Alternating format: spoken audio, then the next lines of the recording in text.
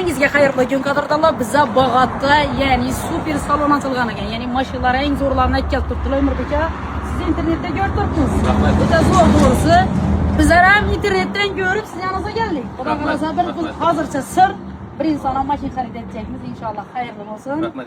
Ertang nasib etsa notarius ettiramiz. Bir yaqinimizga mashina olyapmiz. Og'amni tanlab keldik. Bog'otda ko'p avtosalon.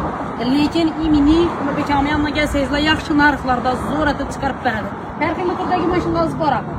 O'zbekistondan nechik mashina chiqib turgan bo'lsa hamma narsa bor. Bir qator ko'rsatasizmi mashinalarimizni?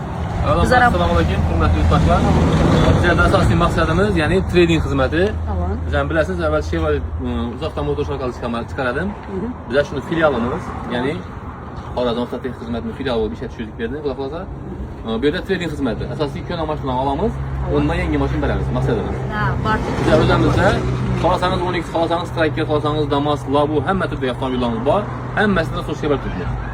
Bundan tashqari ham yurgan mashinalar ham bor, ya'ni trading asosida olingan mashinalarni yurgan mashinalarni sotib turibmiz degan. Xohlasangiz qo'yasiz, sizlar bilan beramiz ketang, nasib bo'lsa. Xudo xolasa zo'r narxlarda beryaptilar. Har xil variantlari bor.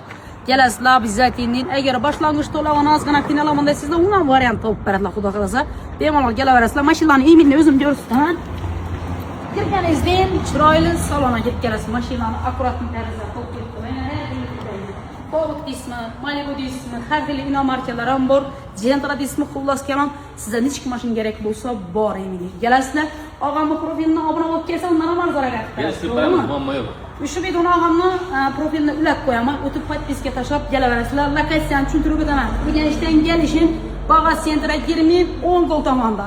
Agar Bog'otdan Urganchga o'tirgan bo'lsangizlar, metan zapravkadan o'tganlaringizdan keyin kami 1 kilometrdan keyin chap qo'l tomonda o'zi chiroyli bo'lib ko'rsatib turibdi salon. Bemalol kelaverasizlar. Hammaga rahmat. Videoga like bosib qo'yamiz.